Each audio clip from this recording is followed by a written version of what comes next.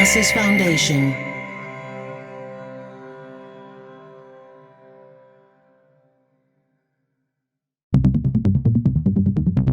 Dublab.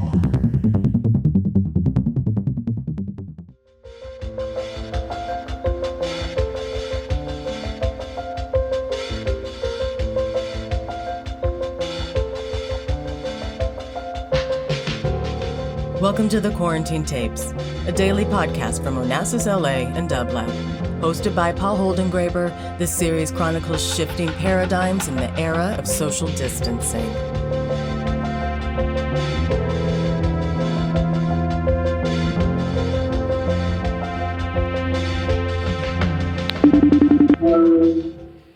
Hello? Hello, can I please speak with Robin Kelley? Oh, this is him. Robin, what a pleasure to have you on this call. Thank you so much for being part of the Quarantine Tapes. I'm really delighted that you're part of it. Tell me, what have you been up to for the last 3 or 4 months? Well, it's great to talk to you, Paul. I thought you were a bill collector. So the last 3 or 4 months, well, now that you mention it, now that you mention it, Robin, I was going to ask you about. No, tell me. Well, the last 3 months have been a roller coaster ride of the highest order. I mean, from being in quarantine and really slowing down and thinking about kind of a politics of care, and then suddenly, being thrown into kind of deja vu, but being thrown into this whirlwind of protest and opposition to state violence.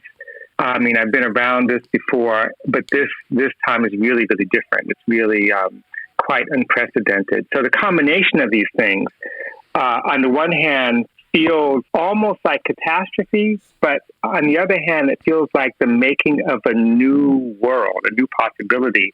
And I have to say, in all honesty, I'm actually thrilled, excited, and optimistic about the future. Talk to me about each element, namely the catastrophe, kind of the apocalypse, but the word apocalypse has a Greek origin which literally means uncovering. Mm-hmm. So what is the underlying catastrophe and the possibility of renewal? Right. Well, the underlying catastrophe, I mean, it's multiple, although it feels like the same. We have the ongoing catastrophe of whether or not we'll have a planet, in the next 3 generations. No kidding. But tied to that is the COVID-19 pandemic. I mean, we've lived through pandemics before. We don't always identify them, like the AIDS pandemic, for example. But this one, its global nature and the impact it has had, not just on lives, and on laying bare the catastrophe of our healthcare system, which is based on profit. And of course, it can't respond to these kinds of crises. But the other part of what's, I think, catastrophic is the impact of the economy. I mean, we basically lost, just millions of jobs, millions of people are unemployed. Capitalism itself is collapsing, and that is the other side of the apocalypse. That is, the collapse of capitalism opens the door for something different. It doesn't mean it's going to be a great thing. It could be a terrible thing. The collapse of capitalism could mean fascism, as we saw in the 1930s, but it also can mean opening the door to new forms of commons. Whether you call it socialism, whatever you call it. A way of recognizing that we can't continue as a planet unless we share, unless we, reduce, economic inequality, unless we figure out a way to provide just the basic needs for everyone. I mean, housing, healthcare, food, the end of food insecurity, for example. But this crisis has intensified that, but also laid bare what a failure the system is, you see. So that's a very positive thing. And I think people are beginning to recognize that, And you said it feels completely different from other crises, from other pandemics, even if we don't call them by their name. What would you say is the biggest difference. And Robin, you used the word excitement. That in some way one can't say happy for this moment, but somehow there are shards of hope. Right. It's impossible for me to separate the pandemic from what we witnessed with the George Floyd protest. So to me, they're like one piece. And look, I'm a historian, so I can't help myself. I keep going back in time. It's okay. Right. Okay. So forgive me, but 1918 was, the terrible pandemic, the flu pandemic, global. 1919 year of rebellion. It was also the year of racial violence, 1919. But 1919, coming out of a pandemic, was a moment of possibility.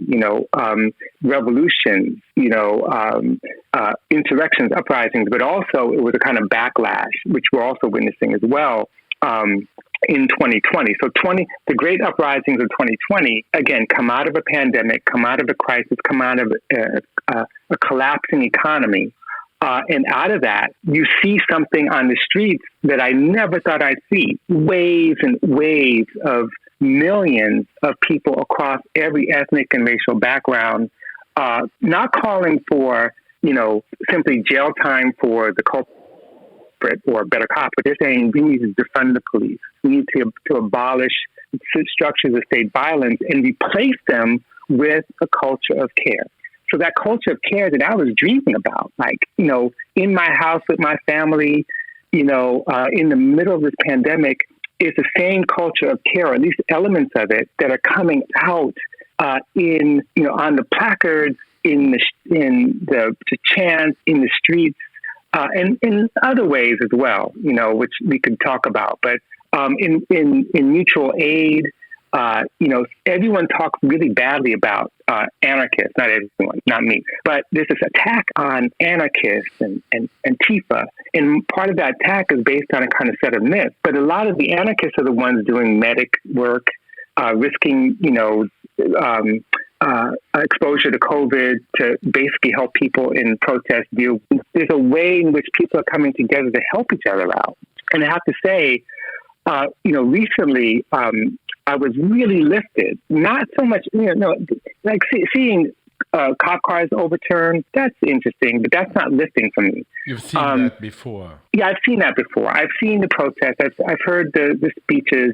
I've seen cops in retreat. But what really lifted me recently, learning about an artist you and I talked about before, Lauren Halsey. Yeah. And Lauren Halsey has this great project that comes out of her last show, but her dream was to create a community center. And so she created something called the Summer Everything Community Center. The plans were in place. She's a wonderful artist, installation artist from South Los Angeles, was born in 1987. So she's, she is the bearer of the kind of radical arts tradition that came out of WAP in the 1960s and 70s. And so she created this community center. And when COVID hit, of course, people can't go there and gather, but she turned it into a kind of community food bank where Summer Everything provides organic food, locally sourced organic food to tenants in the housing projects, I think Nickerson Gardens, to low-income families in Watts. And these are it's an amazing project. It's quiet because South LA wasn't hit with the same kind of protest because quiet, protests, as you know, it's quiet. And it's quiet because the protesters are going to the centers of wealth and capital. Right. But what she's doing there, to me, is revolutionary. It's like the Black Panther. And meaningful, very meaningful. Yeah. I want to get to something, Robin, which I was really struck by, and maybe it will fit into what you call the culture of care, the politics of care, which really reminds me of Ivan Illich and tools for conviviality. I read that in the top drawer of your desk, you have taped a small piece of paper with 3 words: love, study, struggle. What do these words mean to you, and what do they mean to you if you don't have the sacred trinity of love, study, struggle? What if you only have love and struggle? What if you only have study and struggle? What if you only have one and not the three, or two and not the three? Right. And what happens when you have none, of course? Right. See, that's why I love talking to you. You get it. It's exactly a trinity. They're inseparable from one another. Love, by love, I mean multiple kinds of love, but specifically the way that Dr. King used the concept of agape, right, which is this constant struggle to make community where there's no distinction between friend and enemy, where everyone's involved. Strong love. Strong love, exactly. Very strong militant love. And to me, you cannot approach a problem in study or build a movement without love. That's foundational. I mean, that the whole point of study is not to create something arcane or to get interesting, information that's kind of nostalgic.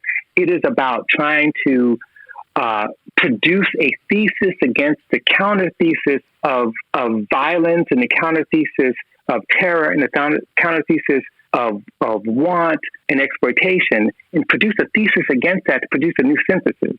And so in some respects, that you can't do that without love. So study requires love.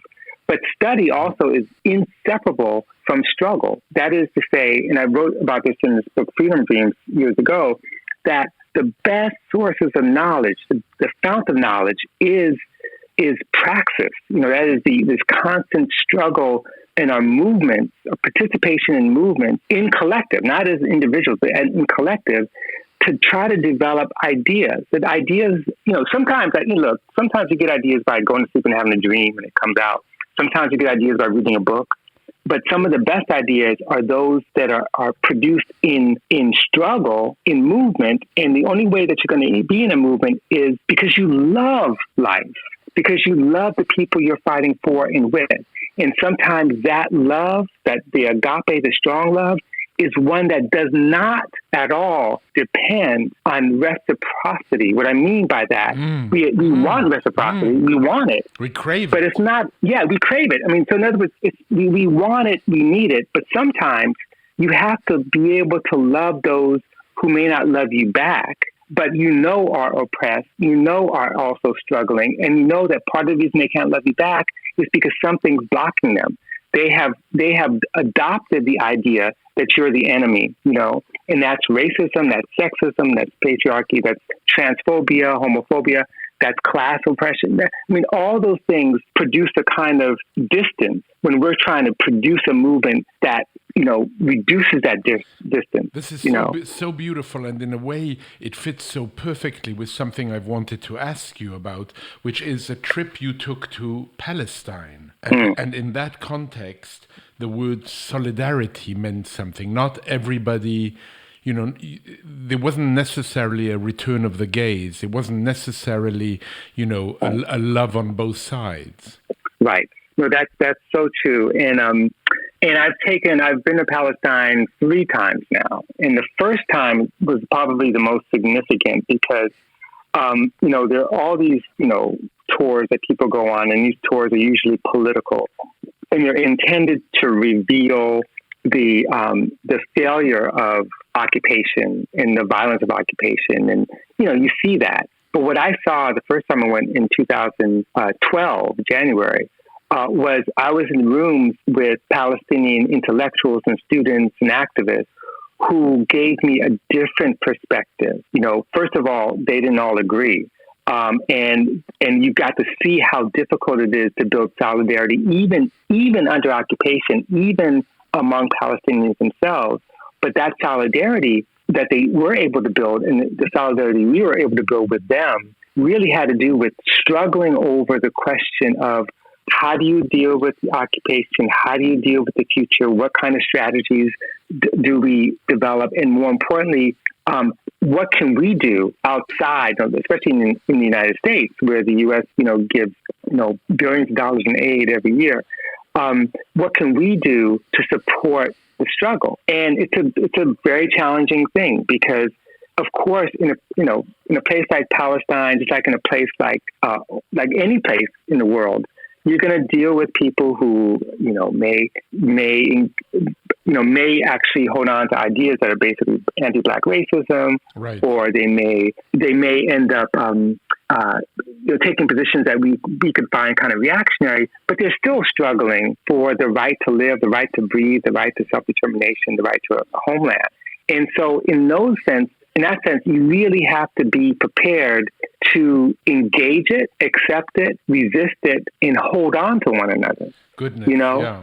And that's important. And I learned that because I have to say, being there that first time, I met the smartest people I'd ever met, the smartest intellectuals I'd ever met in Palestine, living under circumstances where they couldn't visit family in Gaza, where they could barely get around, where just going into Jerusalem was just humiliating. If you're coming from Ramallah or even just being in East Jerusalem, for example, it was very, very difficult. And yet they walked with such dignity, had such sense of humor, such sense of humanism about them, and also just in a sharp intelligence and a willingness to disagree with us and with each other. And that to me was stimulating and enlightening. And in many ways, it goes back to that trinity. I mean, that's what's so interesting. So that every time you open that drawer, you're reminded, Robin, don't only struggle today. Remember to love, remember to study. But somebody else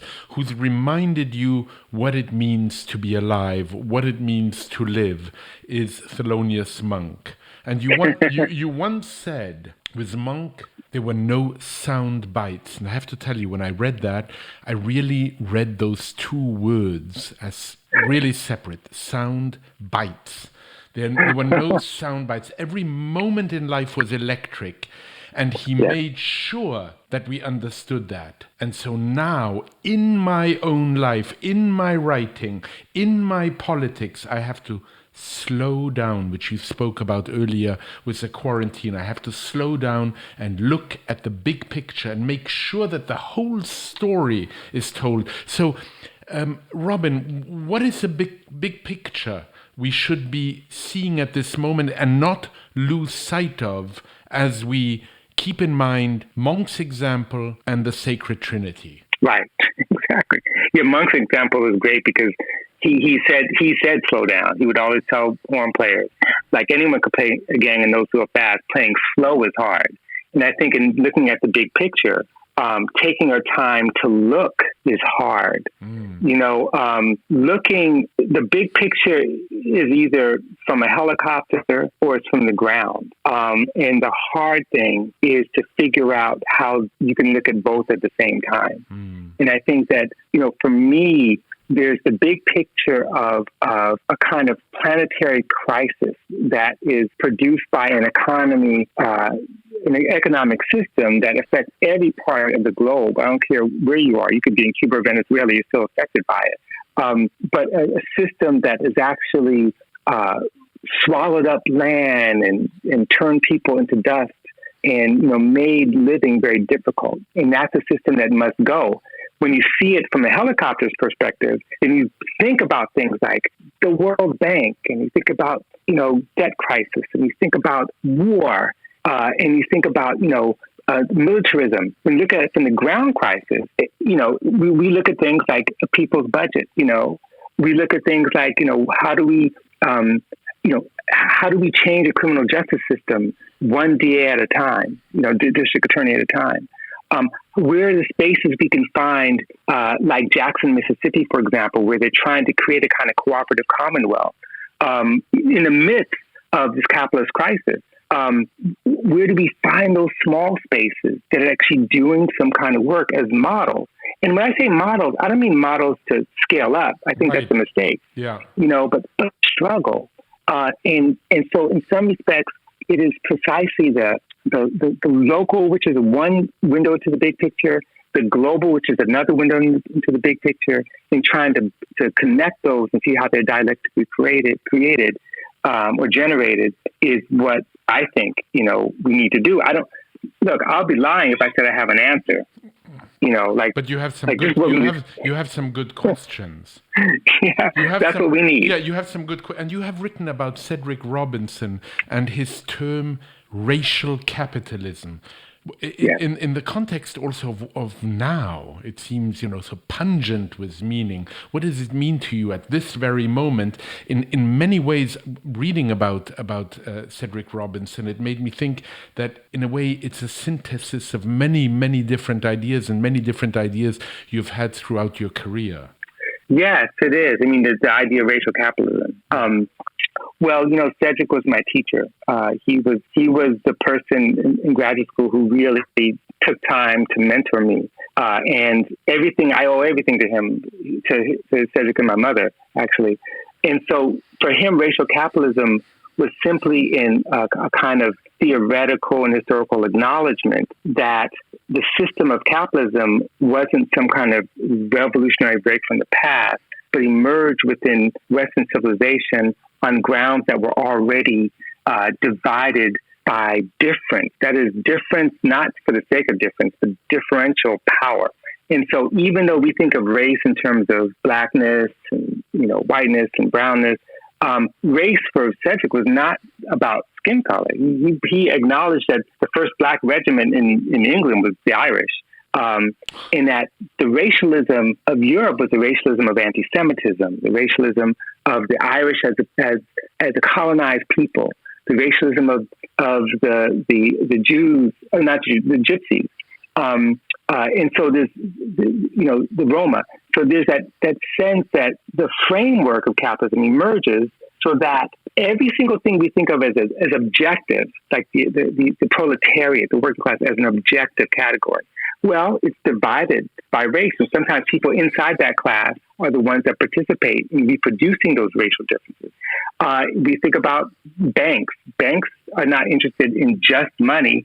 If they were, then they would try to get money from everyone. But some people they don't necessarily loan money to, and others they do because of things they call risk.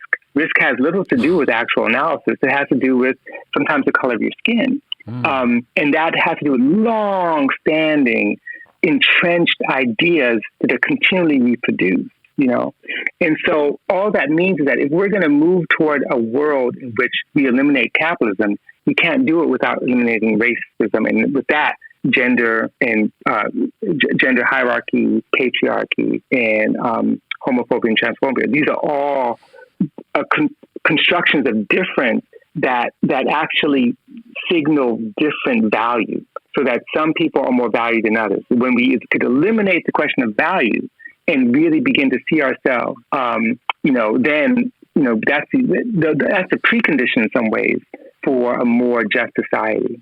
What was amazing for me to read is that no major newspaper ran an obituary of Cedric Robinson when he died. What does that silence reveal about our media and society? And in a way, what are the obituaries that are not being written now? Oh, the ones that are not being written now. I wish I could remember. I spent so much of my life writing obituaries of people who've never been acknowledged. I have a long list, by the way, And just like Amiri Baraka, the great poet, gave many eulogies for people who have never been acknowledged. And so, yes, in terms of Cedric, it was a travesty that we couldn't get anyone to run an obit about Cedric. And it's, after he's passed, he died in 2016. Suddenly, ideas of racial capitalism and the Black radical tradition he produced are everywhere. I mean, I got all these students and young people, and even in the street, you see people with placards saying "End racial capitalism." Where did that come from? But the sad thing was, and this is, and I give such a credit for this. He gave a speech, he gave a talk in 2010 at a critical ethnic studies conference. And in that talk, he said, we live in a society where the people who made it possible for us to be here, are basically not just nameless, but we trample on their legacy by the. Well, the way he put it was, if we don't deal with people who are displaced and poor, dispossessed, in prison, these are the people, ordinary people, who made it possible for us to be in the academy. And so in some ways, all those obituaries, the people we've never heard of, all the people who have died so far in San Quentin because of COVID-19, who's writing their obituaries? all the people, if you think about the whole long history of racial violence, state-sanctioned racial violence, from lynching to police killings, you're talking about, millions of people, let alone the Middle Passage or all the different kind of Middle Passages or all the people who died in the desert trying to cross the border. We're talking about all kinds of obituaries that have never been written. And it's our job in some ways to honor their death by creating a new life that didn't happen. You remind me of the great 19th century French historian who said that the role of the historian is to make the silences of history speak. Mm. Yes, I agree with that. And how do you see environmental issues relating to racial capitalism? Well, it's not an accident that what we think of as the modern environmental justice movement in the United States began with communities of color. It began with Native American communities and Black communities and Latinx communities. Robert Bullard writes about this because these were the places where they had toxic waste dumps, where you had neglect, where you had landfills. And these were the territories through which we see again, racial capitalism, the territories through which you see pipelines being built. And the struggle to stop these things often end up in communities, whether you're talking about Virginia or Standing Rock, where communities of color are the ones fighting this battle. The other thing, which is very basic, is that the impact of global warming, climate change, as they say, the impact of fossil fuel and carbon has been greater in poor communities, urban communities that don't even have the basic access to decent health care, access to things like in the same way. And I'm just talking about the United States. When you talk about the rest of the world, it's just interesting that, who's going to be most impacted by climate change? Climate change has devastated Mexico's economy, right. Destroying the fishing industry. And climate change, of course, comes with other things like free trade agreements that destroy local economies, that force people, from organic farming into working in factories, making things for us to wear. There's a relationship, of course, between environmental catastrophe and, fast fashion. So to make those connections and who's affected, usually people who are not living, who have so little. Robin, yes. In closing, nearly in a utopian mode, but we know that utopia sometimes comes to fruition. Leave me with the hopeful side of things. How this might be, as Arundhati Roy speaks about it, a portal. Yes. Well, I believe this moment is definitely a portal, which is also a challenge or choice for us to walk through. And what we could leave behind is all the baggage of a system based on profit and based on immiseration and precarity, and produce a culture of care for the planet. That's not impossible because we've done it before, But the question is, do we have the will? It means giving up something, and that's partly what I think Arundhati Roy is talking about. What are we going to give up? And I do know that the most beautiful moment in the pandemic was when I recognized the air was cleaner than ever and everything was quiet.